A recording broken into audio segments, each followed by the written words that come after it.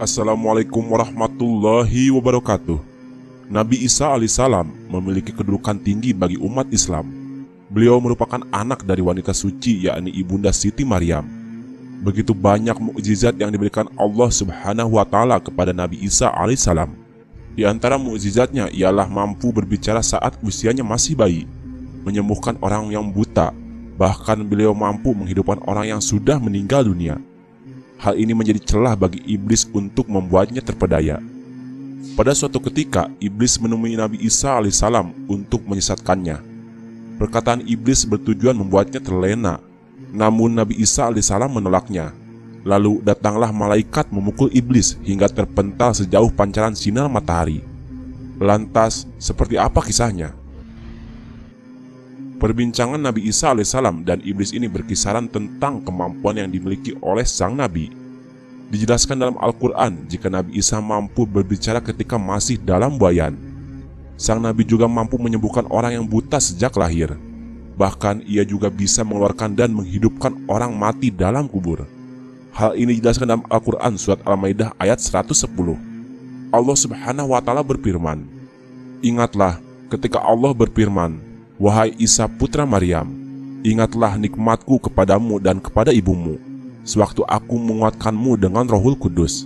Kamu dapat berbicara dengan manusia di waktu masih dalam buayan dan setelah dewasa. Dan ingatlah ketika aku mengajarkan menulis kepadamu, juga hikmah, Taurat dan Injil. Dan ingatlah ketika kamu membentuk dari tanah berupa burung dengan seizinku, kemudian kamu meniupnya, lalu menjadi burung yang sebenarnya dengan seizinku. Dan ingatlah ketika kamu menyembuhkan orang yang buta sejak lahir, dan orang yang berpenyakit kusta dengan seizinku. Dan ingatlah ketika kamu mengeluarkan orang mati dari kubur menjadi hidup dengan seizinku. Dan ingatlah ketika aku menghalangi Bani Israel dari keinginan mereka membunuhmu, dikala kamu mengemukakan kepada mereka keterangan-keterangan yang nyata.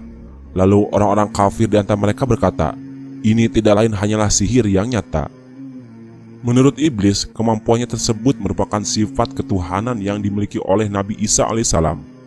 Laknatullah ini kemudian mendatangi Nabi Isa untuk memperdayanya. Dalam sebuah hadis dijelaskan, ketika Nabi Isa selesai mengerjakan sholat di Baitul Malqis dan hendak kembali ke rumahnya, yaitu ketika ia berada pada suatu jalan yang menanjak naik, tiba-tiba iblis datang dan berkata kepadanya, "Wahai Isa putra Maryam, tidak layak bagimu untuk menjadi seorang hamba." Akan tetapi Nabi Isa tidak memperdulikan ucapan iblis itu. Namun iblis terus saja berusaha untuk menggoda dan memperdayai Nabi Isa dengan mengatakan, "Wahai Isa, tidak layak bagimu untuk menjadi seorang hamba." Kemudian Nabi Isa alaihissalam berdoa kepada Allah untuk memohon bantuannya. Tiba-tiba muncullah malaikat Jibril dan Mikail di hadapannya. Ketika itu iblis melihat kedua malaikat itu. Iblis terkejut dan menghentikan godaannya terhadap Nabi Isa alaihissalam. Kemudian kedua malaikat ini pun melindungi Nabi Isa alaihissalam. Malaikat Jibril memukul iblis dengan sayapnya, seraya melemparkannya ke dalam jurang yang sangat dalam. Namun iblis tidak gampang menyerah. Ia kemudian datang lagi dan berkata, "Sudah kukatakan kepadamu bahwa engkau tidak layak menjadi seorang hamba, karena kemarahan itu tidak seperti kemarahan seorang hamba. Aku telah mengetahui apa yang akan aku terima darimu ketika engkau sedang marah. Namun bagaimanapun aku akan menyerukanmu kepada suatu hal yang memang itu adalah hak dirimu. Aku telah memerintahkan kepada semua setan untuk patuh dan taat kepadamu. Jika semua orang mengetahui jika setan-setan itu mematuhi dirimu, niscaya manusia akan menyembahmu. Aku tidak mengatakan bahwa hanya engkau satu-satunya Tuhan dan tidak ada Tuhan selain engkau di alam semesta ini. Akan tetapi yang aku inginkan adalah bahwa Allah itu menjadi Tuhan di langit, sedangkan engkau menjadi Tuhan di bumi." Ucapan iblis ini membuat Nabi Isa alaihissalam marah. Ia kemudian berdoa dan memohon kepada Allah seraya berteriak dengan suara yang amat keras. Tiba-tiba malaikat Jibril, Mikail dan Israfil muncul di hadapannya seraya memandang tajam ke arah iblis. Malaikat Israfil lantas memukul iblis dengan sayapnya yang lebar hingga menutupi sinar matahari. Kemudian disusul lagi dengan satu pukulan yang membuat iblis terpelanting ke tanah.